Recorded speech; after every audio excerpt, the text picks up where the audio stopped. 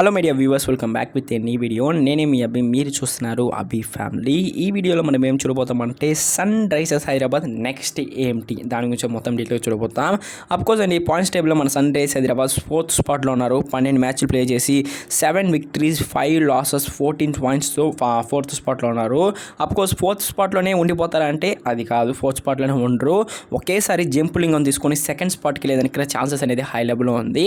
మన Sunrisers Hyderabad 2nd స్పాట్కి వెళ్ళాలంటే ఏం చేయాలంటే జస్ట్ ఏం చేయాల్సిన అవసరం లేదు. రాజస్థాన్ వచ్చి ఒక మ్యాచ్ ఓడిపోవాలండి. ఈరోజు వచ్చి పీబీకేఎస్తో ఒక మ్యాచ్ ఆడుతున్నారు, నెక్స్ట్ వచ్చి కేకేఆర్తో ఒక మ్యాచ్ ఆడిపోతారు. 2 మ్యాచ్ ఓడిపోయినా మనకి చాలా హ్యాపీయే, బట్ ఒక్క మ్యాచ్ ఓడిపోతే చాలు. సన్ రైజర్స్ హైదరాబాద్ వచ్చి 2nd స్పాట్కి లేదానికి ఛాన్సెస్ అయితే హై లెవెల్లో ఉంది.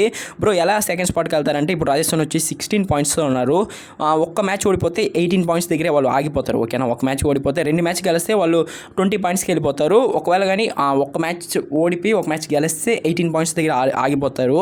అదే సన్ రైజర్స్ హైదరాబాద్ ఇంకా 2 మ్యాచెస్ గెలిస్తే 18 పాయింట్స్ అనేది వచ్చేస్తుంది. ఓకేనా, నెక్స్ట్ మ్యాచ్ గెలిస్తే 16 పాయింట్స్, జీటీతో గెలిస్తే 16 పాయింట్స్ వస్తుంది, పీబీకేఎస్తో గెలిస్తే 18 పాయింట్స్ అనేది వస్తుంది. రన్ రేట్ కూడా మన సన్ రైజర్స్ హైదరాబాద్కి ప్లస్లోనే ఉంది కాబట్టి మంచి రన్ రేట్ ఉంది.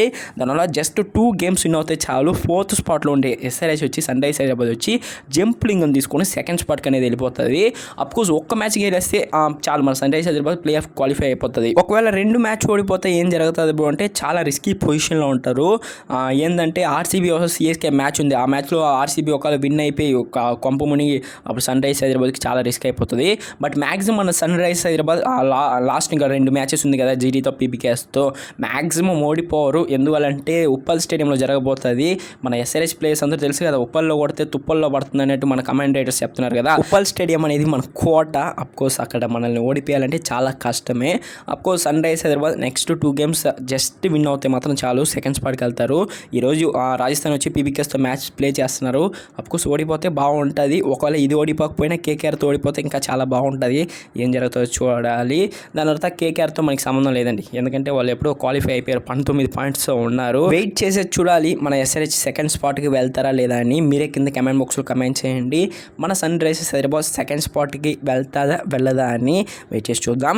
అది మాత్రం కాకుండా హర్భజన్ సింగ్ రీసెంట్గా జరిగిన ఒక ప్రివ్యూ షోలో వచ్చి సన్ రైజర్స్ హైదరాబాద్ క్వాలిఫై అవ్వదని అతను చెప్పినాడు. దాని గురించి మీరు తెలుసుకోవాలంటే కమెంట్ బాక్స్లో కమెంట్ చేయండి. నెక్స్ట్ వీడియో దాని గురించి మాట్లాడదాం. అంతే గైస్, వీడియో నచ్చింటే లైక్ చేయండి. మన ఛానల్గా ఉన్న కొత్తగా వచ్చుంటే సబ్స్క్రైబ్ చేసుకోండి. అప్పుడు నేను అప్లోడ్ చేసే వీడియోస్ మీకు ఇన్స్టెంట్గా నోటిఫికేషన్ వస్తుంది. Tata see guys, meeting next video. Until then signing off your Abhishek Nitin.